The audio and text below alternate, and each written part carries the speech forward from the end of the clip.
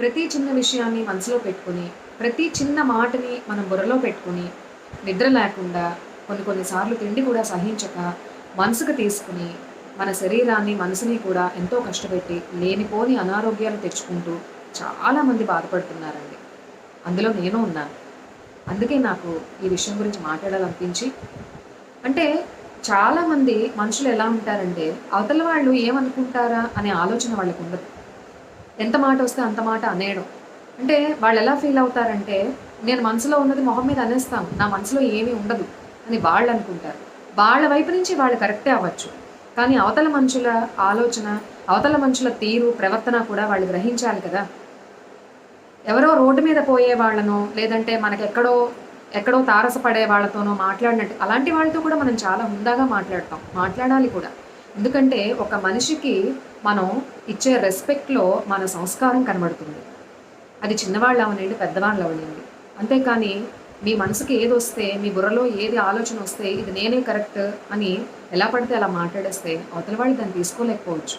దానివల్ల వాళ్ళు ఎంతో బాధపడొచ్చు. తిరిగి మీకు సమాధానం చెప్పడం, తిరిగి మిమ్మల్ని మీ మాటకే మిమ్మల్ని మీ మాట అప్పచెప్పడం అది చేయలేకపోవచ్చు. కానీ అక్కడ మీరు చాలా చిన్నయిపోయారు వాళ్ళ దృష్టిలో. కాబట్టి మనం ఎప్పుడూ కూడా అవతల వాళ్ళని వాళ్ళు ఎంత కటువుగా ఉండనియండి, ఎంత సున్నితంగా ఉండనియండి, 2 రకాల వాళ్ళని మనం చూస్తూ ఉంటాం. అలా అని వాళ్ళు మనల్ని ఏదైనా అంటే మనం ప్రతీదీ భరించాలని లేదు. కానీ దానికి కూడా ఒక టైం ఉంటుంది. ప్రతి చిన్న విషయాన్ని మనసుకు తీసుకుని వాళ్ళలాగే మనం కూడా మాట్లాడితే ఇంకా వాళ్ళకి మనకి తేడా ఏముంటుంది చెప్పండి? కాబట్టి చిన్న చిన్న విషయాలకి మనం మనసు బాధ పెట్టుకోకూడదు. Take it easy. అంటే దీనికన్నా చాలా విలువైన విషయాలు, చాలా ముఖ్యమైన పనులు మనకు చాలా ఉంటాయి లైఫ్‌లో మనం ఆలోచించుకుంటే.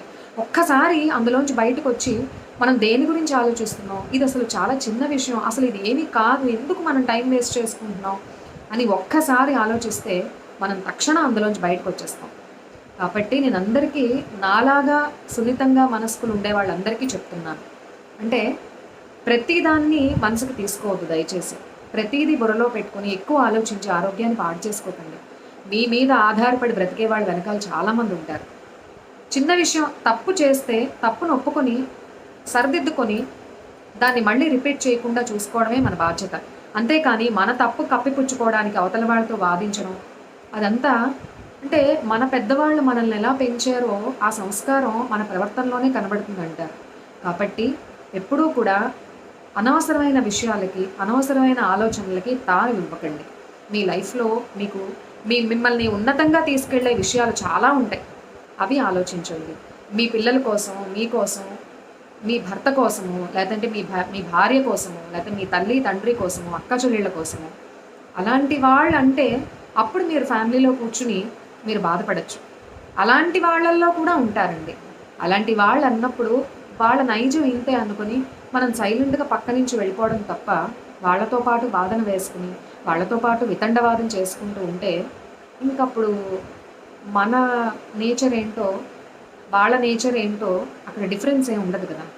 సో, కాబట్టి అందరూ దయచేసి ఒక్క చిన్న విషయం, దేన్ని కూడా చిన్న చిన్న విషయాల్ని మనసుకు తీసుకొని మీరు ఆరోగ్యం పాడు చేసుకోవద్దు. మీరు మూడీగా ఉంటే మీ చుట్టుపక్కల వాతావరణం కూడా ఆటోమేటిక్‌గా డల్‌గా అయిపోతుంది. కాబట్టి మీరు నవ్వాలి, నవ్వించాలి. మీ చుట్టుపక్కల ఉండే వాళ్ళని నవ్విస్తూ ఆనందంగా బ్రతకాలి.